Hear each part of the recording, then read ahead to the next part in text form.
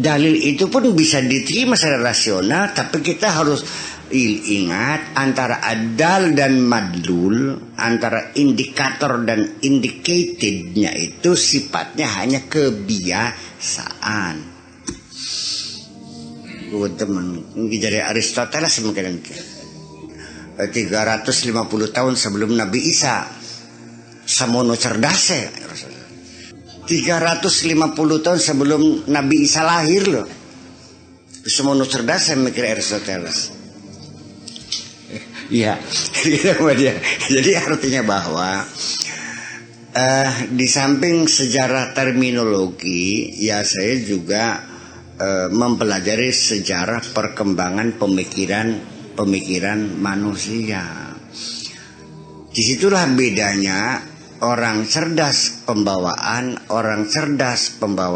dan mengetahui tentang teorinya.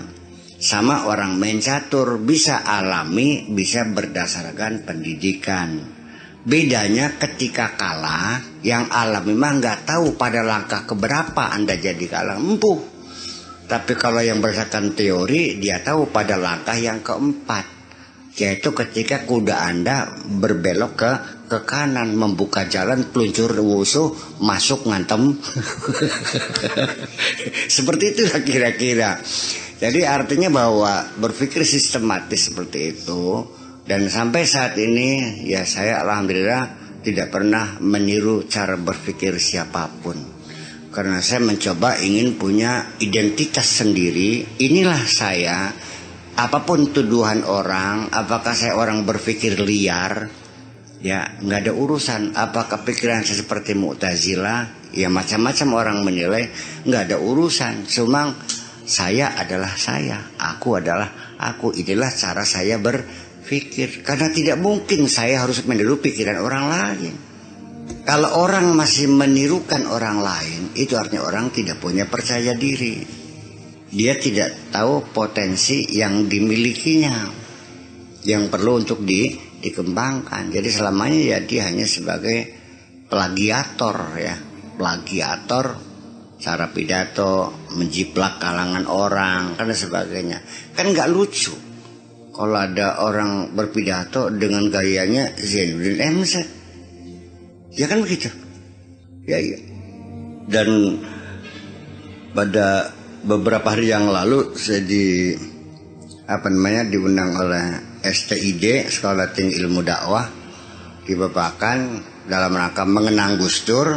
Mereka manggil saya karena dinilai pikiran saya sama dengan pikiran Gus Dur. Saya bilang nggak mungkin masa pikiran saya sama dengan dia. Dalam pertemuan diskusi saya nggak pernah sependapat. Tapi hebatnya Gus Dur itu adalah menghargai pendapat orang lain yang berbeda. Gus Dur menilai saya itu bisa berpikir bukan dari natijah atau kesimpulan putusan saya, tapi bagaimana saya mengumpulkan data, mengolah data, menganalisa dan menyimpulkan. Itu menjadi persoalan. Bahwa Pak Sakur ini cara berpikirnya berbeda. Ini kelas ultra rasional. Dulu gitu kan gitu. Sehingga menurut beliau Pak Kiai Sakur nggak usah masuk di pengurus PBNU, nanti rusak NU-nya.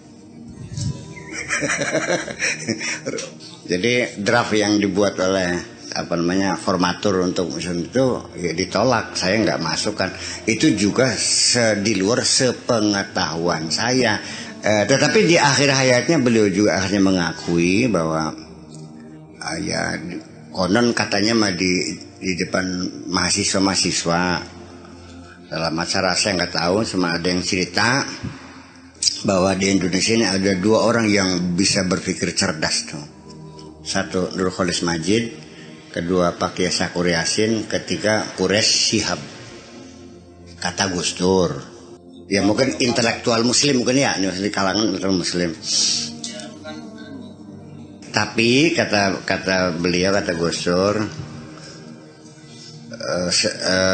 selain Nurul Khalis Majid dan Quraisy Shihab itu, kata Gus Dur, tetapi Pak Kiai Sakur mah kamu nggak bakal tahu, hanya saya yang tahu. beliau tinggalnya di kampung terpencil nun jauh di sana. Jadi Gus Dur merasa bangga kenal dengan saya tuh. Sudah malah kesenggur kita bisa berkonal. Nah, ini kan artinya bahwa setinggi itu mereka menghargai saya. Nur Kholisma juga sama.